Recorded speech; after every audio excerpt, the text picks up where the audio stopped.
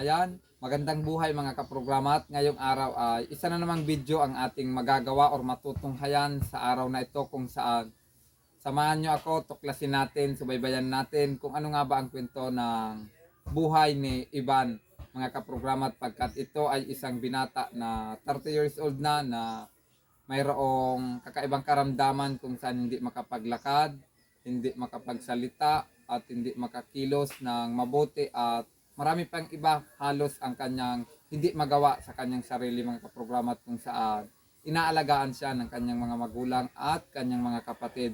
Kaya subaybayan natin ngayon sa aking video sa araw na ito mga kaprograma, at walang iwanan, sama-sama nating tuklasin ang kanyang kwento ng buhay mga kaprograma. Silipin ulit natin ang kalagayan ng ating kaibigan na si Ivan. Ayan, si Ivan, ang ating kaibigan, kung saan 30 years old na siyang nakahiga lang at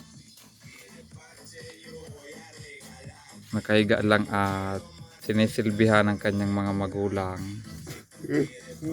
sa loob ng halos 30 years.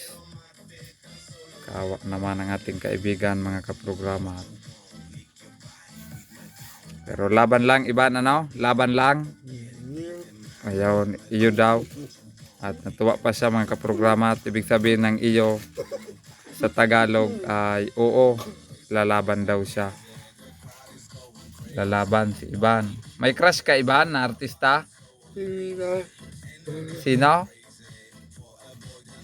May sinabi siya mga kaprograma, at kaya lang din natin medyo intindihan ng mabuti kasi nahirapan din siyang magsalita.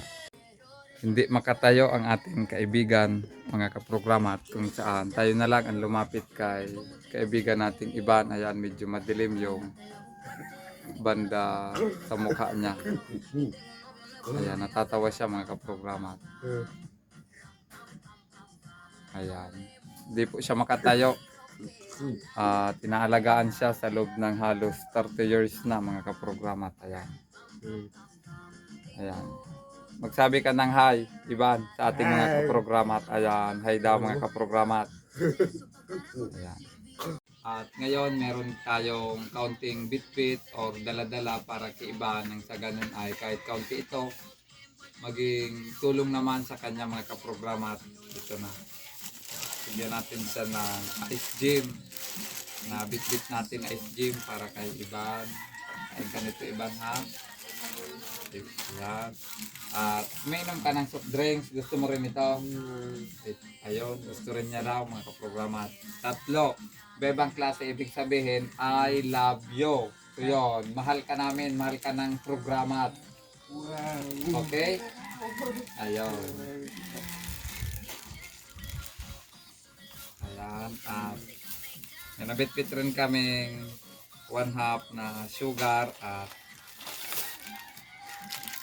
counting birch tree para may maitimpla ka kahit 2 beses lang, kasi sariling sikap lang natin to.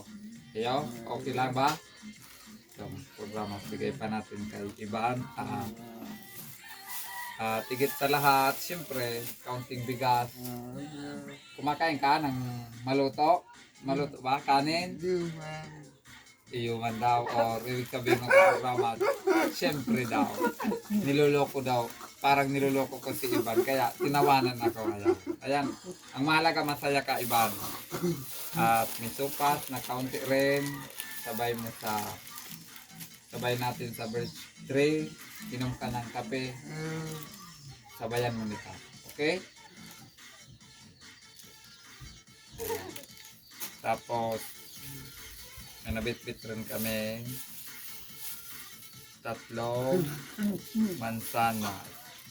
Kahit 3 to, maliit or kaunti lang, ang mahalaga, simbolo to ng puso or pagmamahal. Puso, yung puso natin, yun yung pinaka maganda daw, diba Ivan? Ayan, pagaling ka, kahit ganyan at least lumalaban, diba?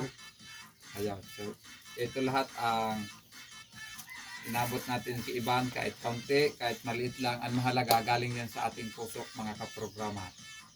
Ngayon, so naibigay na natin yung counting dala natin, bit-bit natin kay Ivan.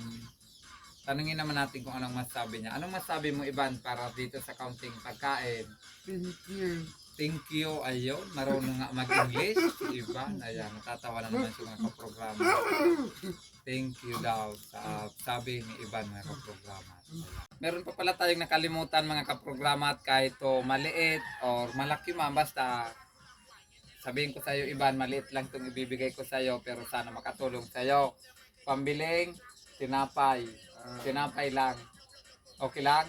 Okay, ma'am. Ayan, bigyan natin si Ivan ng pambili ng tinapay. Pambili mo ng tinapay, okay? Okay. Ayan, bibili mo ng tinapay yan, Ivan, bukas. Kapag, ilan ba yan? Ilan? Marunong ka magbilang? Hindi. Ay, hindi daw. Ayan, sige, okay lang.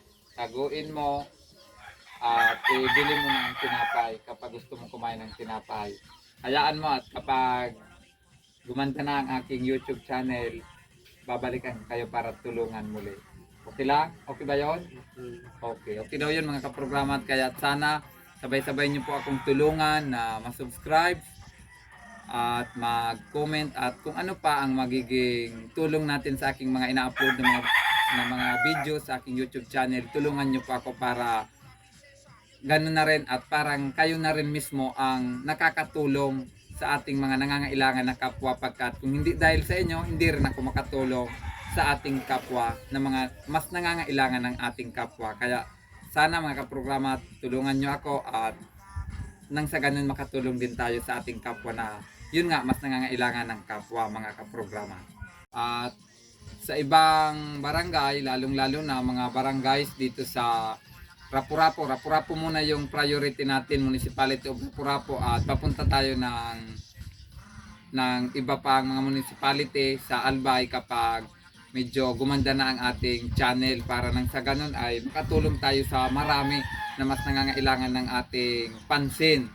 Kaya mas priority po muna natin ngayon yung sa mga barangays na nandito sa Rapu-Rapu, Isla ng Batan at Isla ng Rapu-Rapu mga kaprograma. At kaya yung mga taga Rapu-Rapu dyan na may mga kakilala kayo na pwede nating maipakita sa aking YouTube channel, comment lang kayo dyan, barangay, kung saan at kung ano ang pangalan at kung sino nga at kung ano ang karamdaman at kung ano ang pwede natin maitulong dyan, baka pwede nating mapuntan yan mga kaprograma. At kaya subaybayan nyo po para mas marami tayong matulungan dito sa ating municipality mga kaprograma.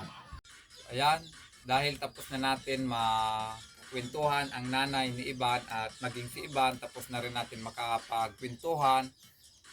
Nandito na naman ako para magpasalamat sa inyo ng maraming mga kaprograma at mga kalingap mat. Maraming salamat po sa inyong lahat sa mapanggan ngayon. Wala kayong sawang nagsusubaybay, sumusuporta, nanonood ng aking mga ina-upload na mga videos sa aking YouTube channel mga kaprograma. Hanggang sa muli po, maraming salamat sa inyong lahat.